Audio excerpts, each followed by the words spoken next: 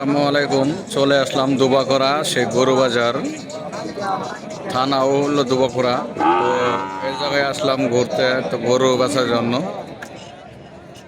তো এখানে কিনুয়ের থেকে দেখো বেশি যে কিনু বাজারে, কিন্তু দেন মানুষের অভাব নাই। তো আপনাদেরকে দেখানোর চেষ্টা করতেছি।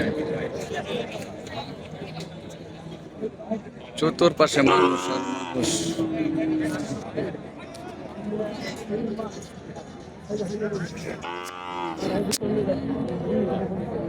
তো এখানে অনেক মানুষজন। তো এই গরু বাজারে প্রচন্ড মানুষ এখানে জড়ো হয়ে গেছে। এই পাশে অনেক মানুষজন আছে, মানুষের অভাব নেই।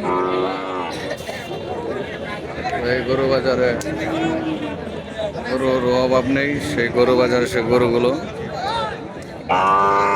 এখানে ঘুরে ঘুরে সব দেখানোর চেষ্টা করবো। রোদের জন্য কিছু দেখা যাচ্ছে না। চতুর্পাশে গরু বাছারও অভাব নেই।